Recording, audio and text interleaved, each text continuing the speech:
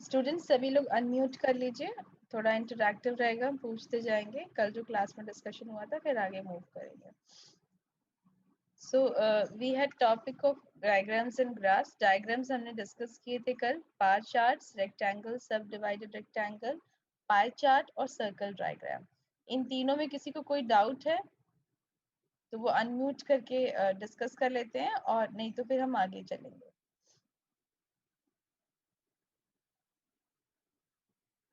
हमने बार डायग्राम्स में बार चार्ट्स देखे थे। बार चार्ट्स में फिर हमने 3 बार चार्ट्स के टाइप्स देखे, simple bar chart, multiple bar chart और sub divided bar chart, right.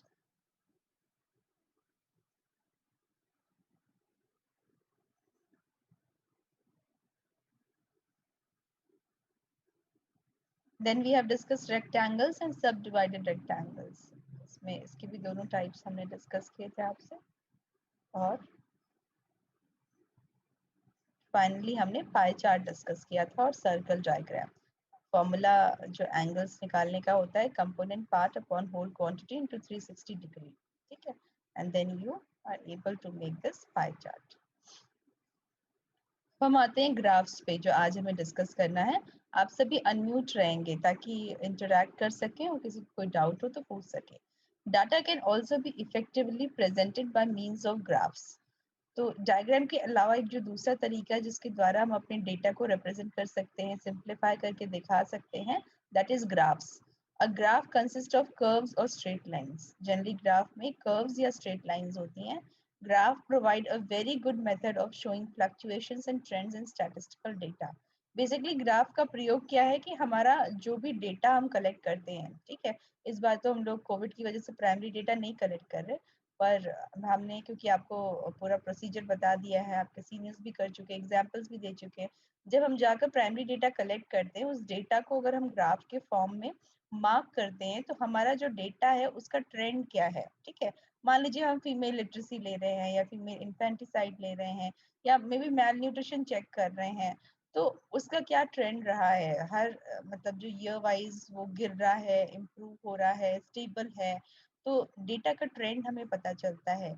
या जो एट प्रेजेंट हमने लिया है उसमें मेजॉरिटी लोगों का क्या स्टेटस है, कितने लोग डाउनफॉल में है, कितने लोग एवरेज हैं, तो क्या ट्रेंड है हमारे ओवरऑल डेटा का, वो हमें पता चलता है ग्राफ के थ्रू। और उसमें अगर कोई फ्लक्चुएशंस हैं तो भी पता चलते हैं। तो graph can also be use to make predictions and forecast. और मान लीजिए जैसे कोविड है ना, हम लोग हमने इस पूरे दौरान में देखा कि न्यूज चैनल्स में आपने देखा होगा कि ग्राफ्स का भी प्रयोग करते हैं कि जो है मे बी संक्रमण है वो बढ़ता जा रहा है, ठीक है। हम जब कह रहे हैं कि मई एंड में इसका पीक आएगा, पीक यानी सबसे ज्यादा केसेस जो है वो एकदम से एक्सट्रीम से बढ़ जाएंगे, वो मई एंड होगा। तो ये प्रिडिक्शन है ना, आगे का फ्यूचर जो है वो अभी के ट्रेंड के बेसिस पे बता रहे हैं कि जिस स्पीड से जो है वो इंक्रीज हो रहा है, उसका जो है संक्रमण फैल रहा है, तो वो बढ़ते बढ़ते मई में अपने पीक पे पहुंच जाएगा। तो ये that is something that we are doing prediction, हम फोरकास्ट कर रहे हैं ग्राफ के द्वारा। तो ये भी एक फंक्शन है ग्राफ्स का कि हम फोरकास्ट और प्रेडिक्शंस उससे कर पाते हैं। तो ये सारे ग्राफ्स है जो हमें पढ़ने हैं। Histogram, frequency polygon, frequency curve, cumulative frequency polygon और ग्राफ ऑफ टाइम सीरीज।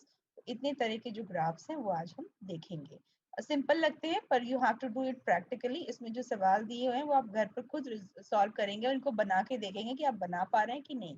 इसके लिए ग्राफ चाहे तो ग्राफ, अगर खैर अभी तो आप ऐसे ही ट्राई करिए, हम किसी को भी मार्केट या बाहर जाने के लिए एडवाइस नहीं करेंगे।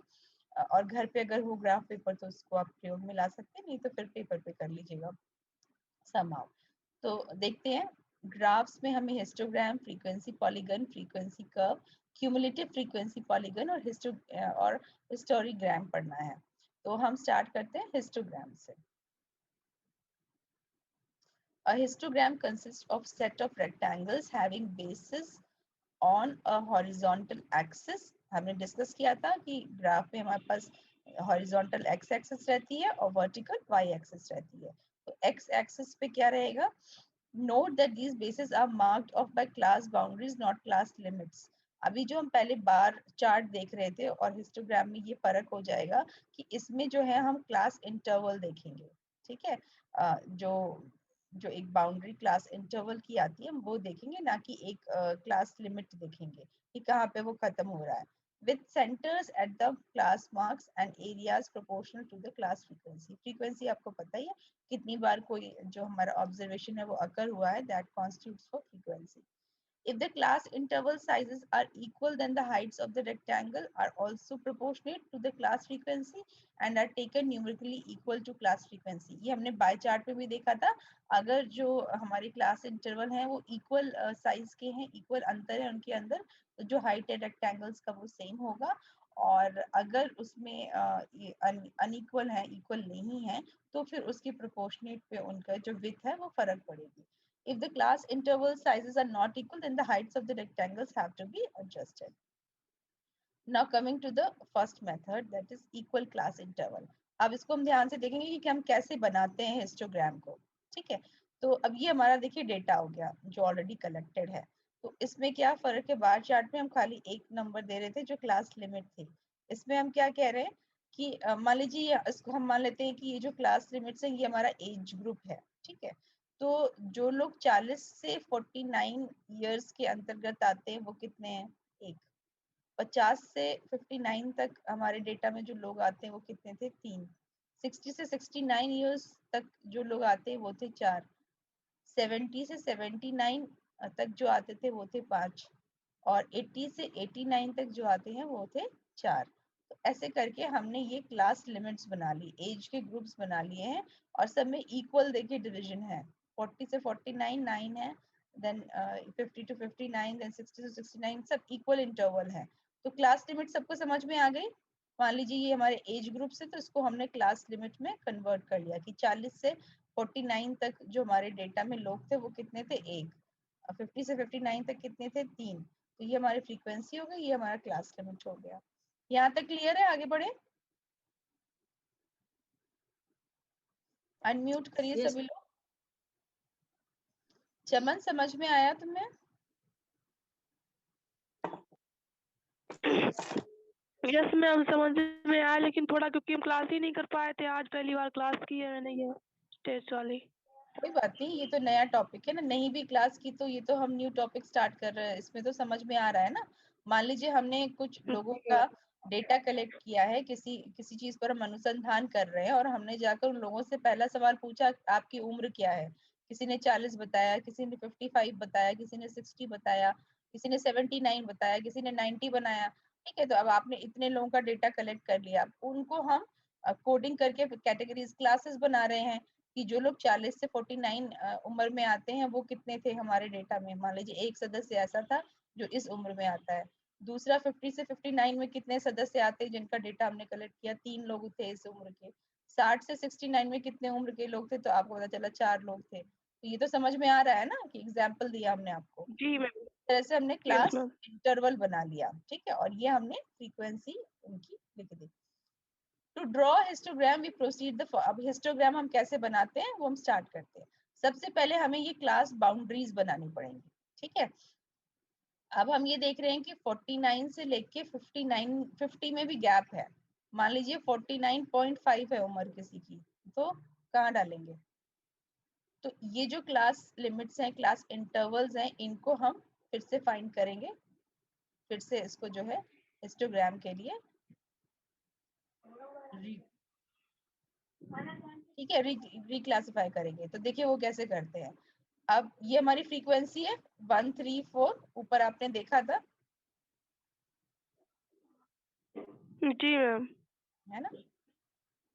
ये हमारी फ्रीक्वेंसी है, ये हमने एक कॉलम बना दिया फ्रीक्वेंसी का। दूसरा क्लास लिमिट का, ठीक है, क्लास लिमिट का यहाँ तक हमें पता है, हमने अभी डिस्कस किया था 40 से 49 कितने लोग हैं, 50 से 59 कितने लोग हैं, 3।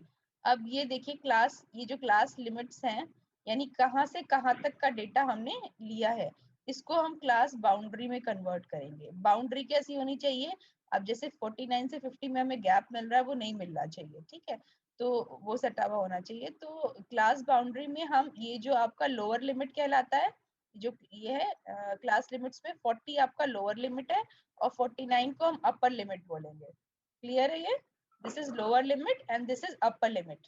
ठीक है, तो क्लास बाउंड्री में कन्वर्ट करने के लिए जो हमारी लोअर लिमिट है उसमें हम 0.5 माइनस कर दे रहे हैं, और जो हमारी अपर लिमिट है उसमें हम 0.5 प्लस कर दे रहे हैं।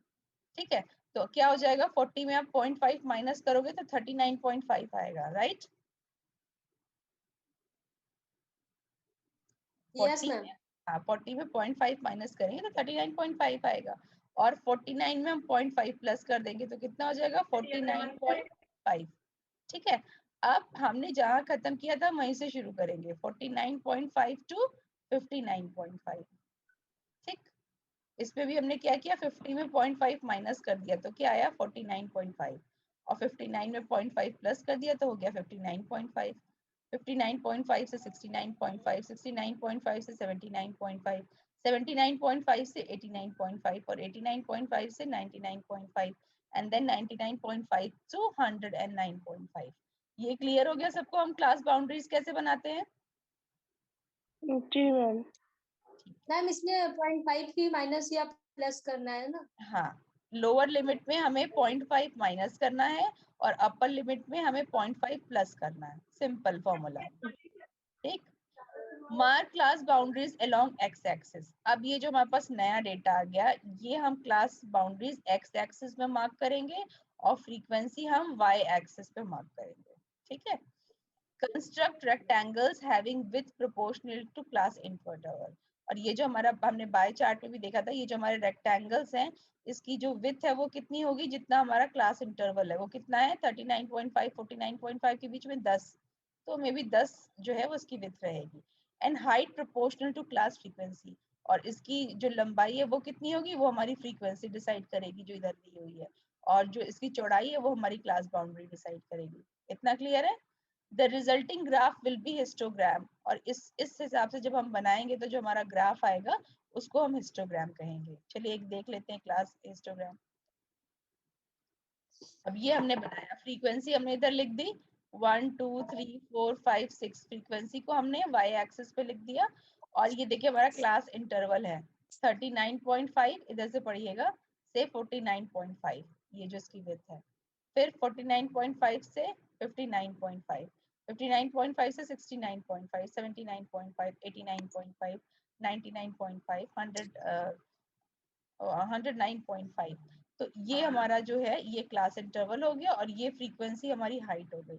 अब इसको लेकर जो हम ये बार डायग्राम बना रहे हैं, रेक्टेंगल बना रहे हैं, ये हमारा histogram with equal class interval कहलाएगा। Histogram with equal class interval. Clear है सबको। इसका एक और मेथड है, सेकेंड यस मैम। मेथड है, draw x-axis and y-axis. Take equal boundaries on x-axis and adjust frequency on y-axis. Frequency are adjusted by dividing them in their respective class interval. Construct joint rectangles. The resulting figure is required histogram. आपको एक method याद कर लो, फिलहाल दूसरा method भी हम आपसे discuss कर ले रहे हैं। अब देखिए ये डेटा है, सेम डेटा है हमारा, 40 से 49, 10 फ्रीक्वेंसी, 50 से 53, फिर ये 12 फ्रीक्वेंसी, ऐसे करके हमारा डेटा दिया हुआ है। तो दूसरा मेथड क्या है। हाँ बेटा कुछ कह रहे हो। यस मैम, कह रहे हैं जो ऊपर वाला हिस्टोग्राम वाला वो था डायग्राम था मैम, उसमें जो केवल लोअर लिमिट को लिए हैं क्या। नहीं, उसमें लोअर यस लिमिट भी है, अपर लिमिट भी है। मैम, यहाँ 39.5 लोअर लिमिट हो गई, 49.5 अपर लिमिट हो गई। अच्छा अब दो लिए मैम लिखते। अच्छा 5 है ना, पॉइंट। 5 पॉइंट नहीं है, इधर से रीड करो, 39.5 वो लिखा है ऐसे है। अच्छा ठीक है, इट इज 39.5। आप चाहो तो स्ट्रेट लिख सकते हो, इजी हो जाएगा आपके लिए। 39.5 से 49.5, 49.5 से 59.5, 59.5 से 69.5, 69.5 से 79.5, सिंपल है। ठीक है, 10 यस 10 मैम। का गैप है। जो हमने ऊपर डिस्कस किया उसी को ग्राफ के फॉर्म में लिख दिया है, 39.5 से 49 पॉइंट, 49 पॉइंट से 59 पॉइंट। ठीक है, समझ में आ गया। हाँ ठीक। तो अब ठीक है, इसी को करने का जो दूसरा तरीका है उसमें देखिए हम क्या कर रहे हैं, उसमें हम ये फॉर्मूला है। Draw histogram we proceed with the following steps. एक ये भी तरीका है, ये हमारी क्लास लिमिट हो गई, ये हमारी फ्रीक्वेंसी हो गई, ये हमारी क्लास बाउंड्री जैसे हमने अभी कन्वर्ट किया था, लोअर लिमिट में 0.5 माइनस किया था, अपर लिमिट में 0.5 प्लस किया था, तो 39.5 से 49.5, ठीक है, ये हमने अभी ऊपर किया ही था। उसके बाद हमने क्लास इंटरवल जो है h जो है वो निकाल लिया, ठीक है। कैसे? ये जो फॉर्मूला है फ्रीक्वेंसी अपॉन हाइट, ठीक। तो फ्रीक्वेंसी हमारी क्या है 10 और ये क्या है h, दैट इज 10, है ना। तो अब हमने 10 को 10 से डिवाइड किया तो क्या आएगा 1, 1 ठीक है।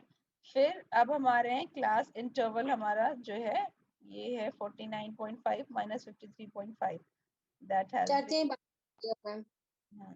तो इसको फिर हम अब देखिए फिर डिवाइड कर रहे हैं तो हमारा आंसर आ रहा है 3, f/h कर रहे हैं, है ना। तो f/h करके हमने ये वैल्यूज जो है वो निकाल ली। Mark class boundaries axis and adjust the frequency along Y axis. तो अब इनको हम मार्क कर लेंगे, सॉरी क्लास बाउंड्रीज को हम एक्स एक्सिस पे मार्क कर लेंगे और वाई एक्सिस पे फ्रीक्वेंसी ना लेके ये जो हमने एडजस्टेड फ्रीक्वेंसी निकाली है इसको मार्क करेंगे। तो इस तरह से भी जो फिर ग्राफ बनकर आएगा वो हो जाएगा हिस्टोग्राम विद अनइक्वल इंटरवल्स, जिसमें इक्वल इंटरवल नहीं होता है ना, क्लास इंटरवल जो है वो हमारा अलग अलग आ रहा है, तो उसको हम ऐसे करते हैं, ठीक। जब ये इक्वल नहीं रहता, अलग अलग जो है बाउंड्रीज रहती हैं, सब में 10 का अंतर नहीं है बल्कि अलग अलग अंतर हम देख पा रहे हैं क्लास इंटरवल, किसी में 4 है, किसी में 11 है, किसी में 15 है। तो इसको करने के लिए हम इस मेथड का प्रयोग करते हैं, ठीक है। तो इसीलिए देखिए हमारा जो विड्थ है हिस्टोग्राम का वो इक्वल नहीं आ रहा है, वो अनइक्वल दिख रहा है, जो हमने बार चार्ट में भी डिस्कस किया था। तो हिस्टोग्राम सबको क्लियर है? नेक्स्ट पे चला जाए। Yes ma'am. अनीता के अलावा बाकी लोग भी बोलिए, किसी को कुछ फिर से देखना है पूछना है तो पूछ सकता है।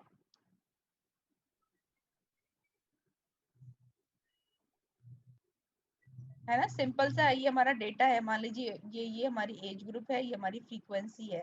तो इस क्लास इंटरवल को पहले हम लोग कन्वर्ट करेंगे क्लास बाउंड्री में। क्लास बाउंड्री में कैसे हम लोग कन्वर्ट करते हैं, जो लोअर लिमिट है उसमें से 0.5 माइनस करते हैं और जो अपर लिमिट है उसमें 0.5 प्लस करते हैं। तो इस तरह से हमारी क्लास बाउंड्री बन जाती है। अब क्लास बाउंड्री को हम एक्स एक्सिस पे लगाते हैं और फ्रीक्वेंसी को वाई एक्सिस पे लगाते हैं, और ये मान लीजिए 39.5 से 49.5 का जो है वो एक है, तो एक पे हम ऐसे मार्क करके एक रेक्टेंगल बना देते हैं, ठीक है। रेक्टेंगल की हमको विड्थ पता ही है 10 है, सब में 10-10 का अंतर है, क्योंकि हमारा जो क्लास बाउंड्री है उसमें 10-10 का अंतर आ रहा है। और ये हमारी फ्रीक्वेंसी है, इसकी 3 है, इसकी 4 है, इसकी 5 है, जिसकी जो फ्रीक्वेंसी है वो हमने मार्क कर दी और हमने हिस्टोग्राम बना दिया। Simple method of making histogram. यही अनइक्वल रहेगा, मान लीजिए 10-10 का गैप नहीं है, तो इसका एक अलग फॉर्मूला है जो ऊपर दिया हुआ है कि हम इसकी फ्रीक्वेंसी को एडजस्ट करके f/h कर देंगे और जो वैल्यू आएगी उसको हम अपना y एक्सिस पे मार्क कर देंगे। अब हम आते हैं फ्रीक्वेंसी पॉलीगन पे। A frequency polygon is a many-sided closed figure. It is constructed by plotting the class frequency against their corresponding class marks midpoints and then joining the resulting points by means of straight lines. It can also be obtained by joining the midpoints of the tops of the rectangle in the histogram. Frequency polygon को अगर हमें आपको बहुत simple तरीके से समझाना हो तो देखिए हम हिस्टोग्राम पे जाते हैं, इसलिए हिस्टोग्राम सबको समझ में आ जाना चाहिए।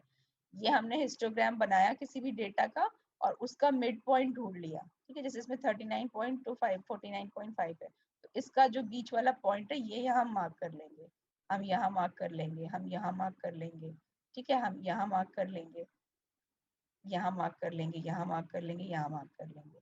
और फिर हम एक लाइन ड्रॉ करेंगे जो यहाँ से यहाँ तक इस पॉइंट को टच करेगी, फिर इस पॉइंट को, फिर इस पॉइंट को, फिर इस पॉइंट को, और ऐसे से करके हम जो है हमारा फ्रीक्वेंसी पॉलीगन बन जाएगा। तो देखते हैं फ्रीक्वेंसी पॉलीगन, ठीक है। तो अगर सिंपली हमें कहना करें, it can also B obtained by joining the mid points of the tops of rectangles in the histogram. हमने हिस्टोग्राम बनाया और उसकी जो टॉप मिड पॉइंट्स है उनको अगर हमने ज्वाइन कर दिया तो फ्रीक्वेंसी पॉलीगन बन जाता है। Draw x axis and y axis. आपको पता है हम ग्राफ लेंगे, ऐसे वाई एक्सिस बनाएंगे और हॉरिजॉन्टली एक्स एक्सिस बनाएंगे। बना लिया हमने। Take class marks on x axis and frequency on y axis. Frequency हमें पता है वाई एक्सिस पे लिया जाता है और एक्स एक्सिस पे हमको क्लास के नंबर लेने हैं, मार्क्स लेने हैं। Join the points by means of straight line, और स्ट्रेट लाइन के द्वारा उसको आप ज्वाइन कर दीजिए। The resulting figure is the required frequency polygon, और उसे हम फ्रीक्वेंसी पॉलीगन कहते हैं। चलिए बनाकर देखते हैं एक डेटा का, है ना। अब ये हो गया हमारा क्लास लिमिट्स 10 से 19, 20 से 29 जो भी क्लास लिमिट्स दी हुई हैं। ये हमारी फ्रीक्वेंसी हो गई और ये हमारे मिड पॉइंट हो गए, यानी हमें इसका बीच का पॉइंट निकालना है। तो ये डिस्टेंस हम देख लेंगे, 10 से 19 के बीच में कितना डिस्टेंस है उसको 2 से डिवाइड कर देंगे तो हमको मिड वैल्यू मिल जाएगी। ठीक है, तो इन दोनों के बीच का जो बीच का स्थान है 20 से 29, ठीक है, सब मिडिल वैल्यू क्या है 24.5। तो इस तरह से हम जो है उसको निकाल लेंगे। सबका मिड पॉइंट आ गया। Mark mid point along the x axis and the frequency along the y axis. अब जो एक्स एक्सिस पे हम क्लास बाउंड्री को मार्क करते थे उसकी जगह हम मिड पॉइंट, जो मिड पॉइंट्स हैं उनको मार्क करेंगे। जैसे ये जो मिड पॉइंट था 14.5, 24.5, 34.5, 44.5, ये हमने लिख लिया मिड पॉइंट्स। और ये हमारी फ्रीक्वेंसी हो गई 5, 15, 40, ठीक है, 20, 10। और ये हमने इसको ऐसे ऐसे करके ज्वाइन कर दिया स्ट्रेट लाइन से। सीधी लाइन खींचेंगे बिल्कुल इन पॉइंट्स पे। तो इसको हम बोलते हैं फ्रीक्वेंसी पॉलीगन। क्या बोलते हैं? Frequency polygon. और चाहे तो हमने हिस्टोग्राम अगर बनाना आ गया तो हम सीधे हिस्टोग्राम बनाए, उसके मिड पॉइंट्स को ज्वाइन कर दें तो भी हमारा फ्रीक्वेंसी पॉलीगन बन जाएगा। क्लियर है? आगे चलें।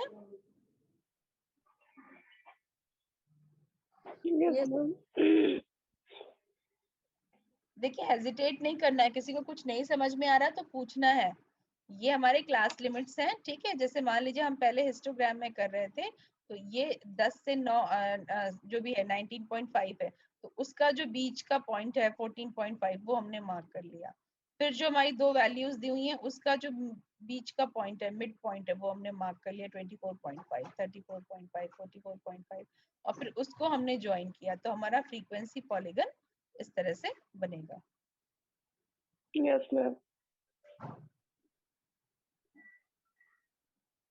अब हम आते हैं, ये लास्ट है फ्रीक्वेंसी कर्व। ठीक है, ये जो हमारी स्ट्रेट लाइंस थी इनको स्ट्रेट ना ज्वाइन करके अगर हम कर्व के फॉर्म में करें तो हमारा फ्रीक्वेंसी कर्व बनता है। तो when the frequency polygon is smooth out, ये जो ऊपर हमने फ्रीक्वेंसी पॉलीगन बनाया था इसी को हम स्मूथ कर देते हैं as a curve, then it becomes a frequency curve. ठीक है, तो कर्व यानी गोलाई में जो शेप होता है तो उसको हम फ्रीक्वेंसी कर्व कहते हैं। और when the mid points are plotted against the frequency then a smooth curve passes through these points is called as frequency curve। तो सेम मेथड है, हम मिड पॉइंट्स को एक्स एक्सिस पे करेंगे, वाई एक्सिस पे फ्रीक्वेंसी को करेंगे, पर जब उन पॉइंट्स को हम ज्वाइन करेंगे तो हम स्ट्रेट लाइन ना करके स्मूथ लाइन का प्रयोग करेंगे, तो उसे हम फ्रीक्वेंसी कर्व कहते हैं। चलिए देख लेते हैं।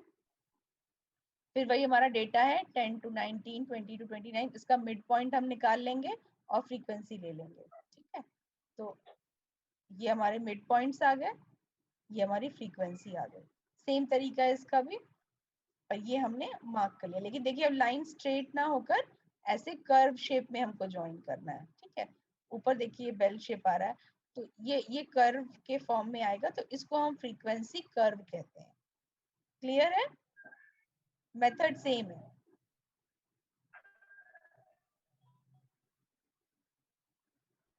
आप लोग रिप्लाई करेंगे तब हम आगे मूव करेंगे, नहीं तो फिर ध्यान नहीं रहेगा। क्लियर है? Yes ma'am. फ्रीक्वेंसी पॉलीगन और फ्रीक्वेंसी कर्व का सेम ही तरीका है। जो हमारा क्लास लिमिट है उसके बीच की वैल्यू, ठीक है, वो हम निकालेंगे जिसको हम मिड पॉइंट कहते हैं। तो मैम इसमें बेसिक अंतर क्या होगा? क्या बेटा, क्या अंदर होगा? मतलब मैम जो कर्व में और जो आपने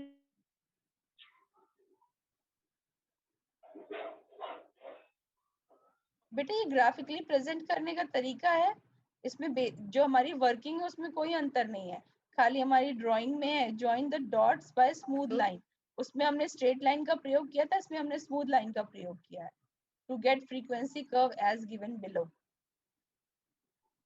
वही तो कह रहे हैं।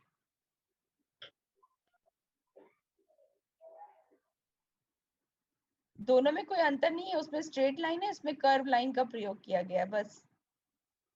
जी मैम। लेकिन मैम उसमें 0 से स्टार्ट करते हैं फिर डायरेक्ट क्या, इसमें आपने इसका कोई एंड पॉइंट नहीं है मैम, बीच से स्टार्ट हो गया बेटा ये। बीच से ही तो करना है ना, मिड पॉइंट को ज्वाइन करना है, हमें लोअर लिमिट और अपर लिमिट तो लेनी ही नहीं है, उसमें भी वही था, जी नीचे मैम। से नहीं ज्वाइन करना था, जो मिड पॉइंट है ना वहीं से ज्वाइन करेंगे। अच्छा हाँ उसमें लिखा ही है ना, जो पहला ही क्लास इंटरवल है, ये 14.5 लिखा है से लेके मान लीजिए 24.5, तो इसका जो मिड पॉइंट है हम वो लेंगे, वो मार्क करेंगे, है ना। ये यस जो मैम। हमारी लोअर लिमिट है अपर लिमिट है जो भी होगी वैल्यू, उसके बीच का पॉइंट उसको मिड पॉइंट कहते हैं। तो ये सबके मिड पॉइंट्स को हम डॉट अगर यहाँ पे बना ले, जब ओरिजिनली करेंगे यहाँ बिंदी देखेंगे, यहाँ एक बिंदी होगी, यहाँ एक बिंदी होगी, यहाँ सबके मिड पॉइंट पे बिंदी होगी, उन बिंदुओं को हम जो है डॉट्स को ज्वाइन कर देंगे। तो उसमें हम फ्रीक्वेंसी पॉलीगन में क्या करते हैं, स्ट्रेट लाइन ज्वाइन करते हैं, इसमें हम कर्व के फॉर्म में ज्वाइन कर रहे हैं, बस ये अंतर है, ठीक है। अब ये जो नेक्स्ट हमारा है क्यूमुलेटिव फ्रीक्वेंसी पॉलीगन, इसमें क्या अंतर आएगा, हमारी क्लास बाउंड्रीज का तरीका वही रहने वाला है,